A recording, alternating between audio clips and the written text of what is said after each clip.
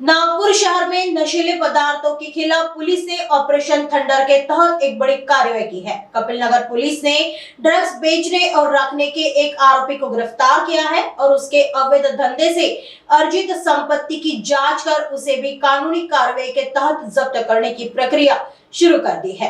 इस operation का मुख्य उद्देश्य एमडी, गांजा और अन्य मादक पदार्थों की खरीदी, बिक्री या सेवन करने वालों के खिलाफ कड़ी कार्रवाई करना है। पुलिस से मिली जानकारी के अनुसार आरोपी समीर के घर की तलाशी ली है। तलाशी के दौरान पुलिस को गांजा बरामद हुआ। पुलिस ने आरोपी को गिरफ्तार कर लिया है और उसके भाई और अन्य साथियों पर भी मामले दर्ज किए गए हैं। आगे की जांच कपिल नगर पुलिस कर रही है। जय हिंद। माननीय पोलीस आयुक्त doctor Ravindra Kumar single sir यांच्या आदेशाने संपूर्ण नागपूर शहरामध्ये ऑपरेशन थंडर राबविण्यात येत आहे। या ऑपरेशन थंडर मध्ये एमडी, गांजा आणि अंमली पदार्थ हे विकणारे, बाळगणारे किंवा खाणारे किंवा पिणारे यांच्या विरुद्ध कडक कारवाई करण्यात येत आहे। मागील या 29 नोव्हेंबरला एनडीपीएस पथक आणि पोलीस स्टेशन कपिलनगरच्या वतीने समीर या आरोपीवर 85 ग्राम एमडी सापडल्याने त्याच्यावर गुन्हा दाखल केलेला आहे। त्याचा भाऊ आणि त्याचे जे इतर साथीदार यांच्यावर गुन्हा दाखल आहे। आजपर्यंत ते पीसीआर मध्ये होते।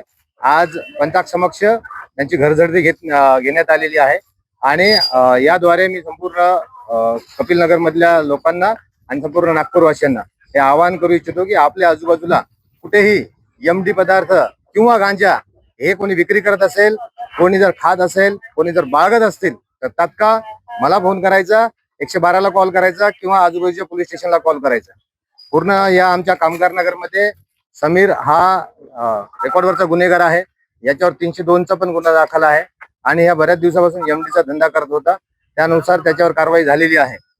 या एमडी मधून त्यांनी जर घर किंवा ही कुठली प्रॉपर्टी त्यांनी जर कमवली असेल तर ती त्यानुसार कायदेशीर त्याच्यावर पण कारवाई करण्यात येणार आहे आणि यामध्ये त्याचे जे कोणी इतर सहकारी असतील यांच्यावर पण कारवाई करणार आहे। मी सर्व नागपूरवासियांना हे आवाहन करू इच्छितो की याद्वारे आपल्याला असं कुठलीही माहिती मिळाली तर तात्काळ जवळच्या पोलीस स्टेशनला संपर्क करावा। आम्हाला संपूर्ण नागपूर शहर हे ड्रग्स फ्री करणे आहे। जय हिंद।